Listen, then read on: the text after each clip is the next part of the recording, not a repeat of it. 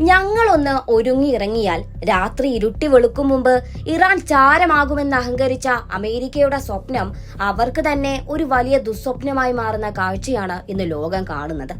ഇറാനിൽ ഇസ്രയേലും അമേരിക്കയും ആക്രമണം തുടങ്ങിയപ്പോൾ എല്ലാവരും കരുതിയത് ആ രാജ്യം തങ്ങളുടെ അവസാന നാളുകളെ എണ്ണുകയാണെന്നാണ്. എന്നാൽ അമേരിക്കൻ കണക്കുകൂട്ടലുകളെ അപ്പാടെ തെറ്റിച്ചുകൊണ്ട് ഇറാൻ നടത്തിയ ആ അവിശ്വസനീയമായ പ്രതിരോധം ലോകത്തെ അമ്പരപ്പിക്കുകയാണ് ഉണ്ടായത്. അതായത് ഇത് വെറുമൊരു യുദ്ധമായി മാത്രം കണക്കാക്കാനാവില്ല എന്നുള്ളിടത്താണ് ഈ അമേരിക്ക ഇസ്രയേൽ ഇറാൻ സംഘർഷത്തിന്റെ പ്രത്യേകതകൾ ഒളിഞ്ഞുകിടക്കുന്നത്. പതിറ്റാണ്ടുകളായി ഇറാൻ കെട്ടിപ്പടുത്ത ഒരു വമ്പൻ ഡീപ് സ്റ്റേറ്റ് സംവിധാനവും ആഗോള വിപണിയുടെ ശ്വാസനാളമായ ഹോർമൂസ് കടലിടുക്കും തമ്മിലുള്ള ഒരു ബലപരീക്ഷണം കൂടിയാണിവിടെ അമേരിക്കൻ ശക്തിക്ക് മുന്നിൽ ഉണ്ടായിരുന്നത്. അമേരിക്കയുടെ പ്രധാന ലക്ഷ്യം ഇറാന്റെ പരമോന്നത നേതാവ് ആയത്തുള്ള അലി ഖമേനിയെ വധിക്കുന്നതിലൂടെ അവിടുത്തെ ഭരണകൂടത്തെ തകർക്കുക എന്നതായിരുന്നു. 2026 ഫെബ്രുവരിയിൽ അമേരിക്കൻ ആക്രമണത്തിൽ അലി ഖമേനി കൊല്ലപ്പെട്ടു എന്ന വാർത്ത ലോകം അത്രയും ഞെട്ടലോടെയാണ് കേട്ടത്. ഇത്രയും വലിയൊരു ആഘാതമുണ്ടായിട്ടും ഇറാന്റെ ആത്മീയ ഭരണക്രമം തകരാതെ പിടിച്ചു നിന്നത് എന്തുകൊണ്ടായിരിക്കും? അവിടെയാണ് ഇറാന്റെ ഭരണഘടനാപരമായ കരുത്ത് വെളിപ്പെടുന്നത്. ഭരണഘടനയിലെ ആർട്ടിക്കിൾ 111 പ്രകാരം പരമോന്നത നേതാവ് ഇല്ലാതായാൽ പുതിയ ഒരാളെ തെരഞ്ഞെടുക്കുന്നത് വരെ ഭരണം നടത്താൻ ഒരു താൽക്കാലിക കൌൺസിൽ രൂപീകരിക്കപ്പെടും. ഖമേനിയുടെ മരണത്തിന് തൊട്ടു പിന്നാലെ തന്നെ പ്രസിഡന്റും ജുഡീഷ്യറി തലവനും അടങ്ങുന്ന ഈ സമിതി ചുമതലയേൽക്കുകയും ഭരണപരമായ തുടർച്ച ഉറപ്പാക്കുകയും ചെയ്തു. ടെഹ്റാൻ തെരുവിൽ അടക്കം കലാപമുണ്ടാകുമെന്ന് മോഹിച്ച അമേരിക്കയ്ക്ക് ഇറാന്റെ ഈ വ്യവസ്ഥാപിതമായ നീക്കം വലിയ തിരിച്ചടിയായി.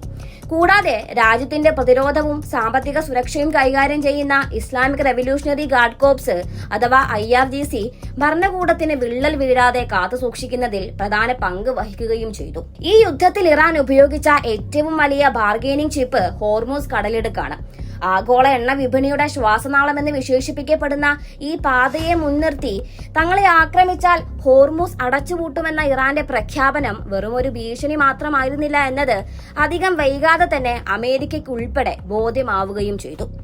വടക്കൻ തീരം പൂർണ്ണമായും ഇറാന്റെ നിയന്ത്രണത്തിലായതിനാൽ അമേരിക്കൻ സഖ്യകക്ഷികളുടെ എണ്ണക്കപ്പലുകൾക്ക് മേൽ സമ്മർദ്ദം ചെലുത്താൻ അവർക്ക് എളുപ്പമാണ്. ഭൂമിശാസ്ത്രപരമായ ഈ മുൻതൂക്കം ഉപയോഗിച്ച് അമേരിക്കയുടെയും പാശ്ചാത്യ രാജ്യങ്ങളുടെയും ആഭ്യന്തര വിപണിയെയും വിലക്കയറ്റത്തെയും ബാധിക്കുന്ന തരത്തിൽ ആഗോളതലത്തിൽ എണ്ണവില വർദ്ധിപ്പിക്കാൻ ഇറാന് സാധിച്ചു. ഇന്ത്യയിൽ അടക്കം പെട്രോളിനും ഗ്യാസിനും വില കൂടാൻ കാരണമായ ഈ സാഹചര്യം അമേരിക്കയ്ക്കും സഖ്യകക്ഷികൾക്കും നൽകിയത് അസഹനീയമായ പ്രഹരം തന്നെയായിരുന്നു. സൈനികമായ തലത്തിൽ നോക്കിയാൽ ആധുനിക യുദ്ധവിമാനങ്ങളില്ലാതെ തന്നെ മിസൈലുകളും ഡ്രോണുകളും ഉപയോഗിച്ച് ഇറാൻ ഒരു അസിമെട്രിക് വാർഫെയർ സൃഷ്ടിച്ചു. റഡാറുകളുടെ കണ്ണിൽപ്പെടാത്ത ഷാഹെദ് 136 പോലുള്ള സൂയിസൈഡ് ഡ്രോണുകളും ഇസ്രയേലിനെയോ മേഖലയിലെ അമേരിക്കൻ താവളങ്ങളെയോ നിമിഷങ്ങൾക്കുള്ളിൽ തകർക്കാൻ ശേഷിയുള്ള ആയിരക്കണക്കിന് ബാലിസ്റ്റിക് മിസൈലുകളും ഇറാന്റെ പക്കലുണ്ട്. ഭൂമിക്കടിയിലെ ടണലുകളിൽ ഒളിപ്പിച്ചിരിക്കുന്ന ഈ ആയുധശേഖരത്തെ തകർക്കുക എന്നത് വ്യോമാക്രമണത്തിലൂടെ അസാധ്യമാണെന്ന് അമേരിക്ക തിരിച്ചറിഞ്ഞു.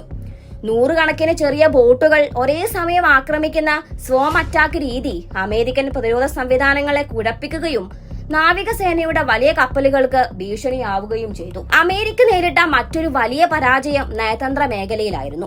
നാറ്റോ സഖ്യകക്ഷികൾ പോലും ഈ ആക്രമണത്തിൽ അമേരിക്കയെ പിന്തുണയ്ക്കാൻ തയ്യാറായില്ല എന്നത് ട്രംപ് ഭരണകൂടത്തിനേറ്റ കനത്ത തിരിച്ചടിയാണ്. ഇറാനുമായി യുദ്ധത്തിൽ ഏർപ്പെടുന്നത് ആത്മഹത്യാപരമാണെന്ന് തിരിച്ചറിഞ്ഞ യൂറോപ്യൻ രാജ്യങ്ങൾ സ്വന്തം സുരക്ഷയ്ക്കും സാമ്പത്തിക താൽപര്യങ്ങൾക്കും മുൻഗണന നൽകി. അമേരിക്കയുടെ ഏകപക്ഷീയമായ ഉപരോധങ്ങൾ യൂറോപ്പിന്റെ പരമാധികാരത്തിനുമേലുള്ള കടന്നുകയറ്റമായാണ് അവർ കണ്ടത്. സ്വന്തം സഖ്യകക്ഷികളെ വിശ്വാസത്തിലെടുക്കാതെ ഇറാനെതിരെ നീങ്ങിയ ട്രംപ് ഒടുവിൽ അന്താരാഷ്ട്ര തലത്തിൽ ഒറ്റപ്പെടുന്ന അവസ്ഥയാണ് ഉണ്ടായത്. ഇതൊക്കെയാണെങ്കിലും ഈ യുദ്ധം തുടങ്ങിവെച്ചത് അമേരിക്കയുടെ ആസൂത്രിതമായ ഒരു തന്ത്രമാണെന്ന് കരുതുന്നവരും കുറവല്ല.